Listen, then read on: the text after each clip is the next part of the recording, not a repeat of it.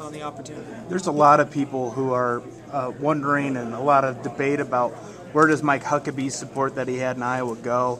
You're coming off of the homeschooler conference. You're the only candidate there. Are you surprised by that? What are your thoughts on Well, I mean, first off, I'm a homeschooling dad.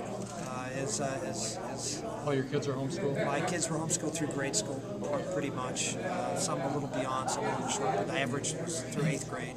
Okay. And we've done it for 14 years. We did it when it was considered to be really weird, and we stood up and took the again, had the courage to stand up and say, this was what's best for my family.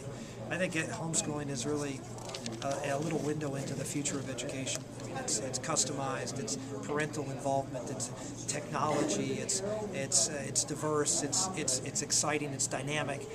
That's the kind of future for education that I'd like to see for America. That kind of dynamism that's customized to the needs of families and children. And that's why I was there, because I wanted to make sure they knew that I supported what they were doing, and that not only supported it, that I was the principal in my homeschool.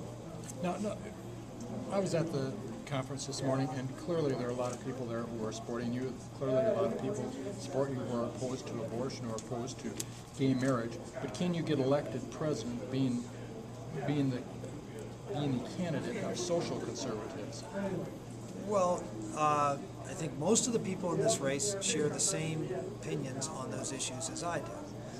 So the difference is I've had the courage to fight on those issues and actually talk about them. And that's a differentiator. But as far as can I get elected being a social conservative, every Republican in the race is going to be a social conservative. So the idea that somehow I'm different because of that is, I think, a bit of a red herring. The bottom line is that I've also been a national security conservative and been a leader in the Middle East on a lot of fronts, on major pieces of legislation. On the Armed Services Committee that I mentioned before, and in transforming our military. I've been a leader on an entitlement reform.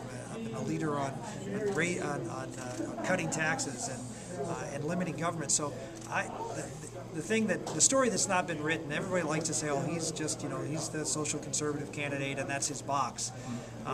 It's not true. I mean, it may have been the case in other candidates in the past, but you look at my record, it stands up very, very well on pro-growth, it stands up well on entitlement reform, it stands up well on issues where a lot of Republicans went off in the wilderness, called cap and trade. I didn't even put my toe in that water because I know it was toxic. It was the wrong approach, and it was a fool's errand as far as I'm concerned.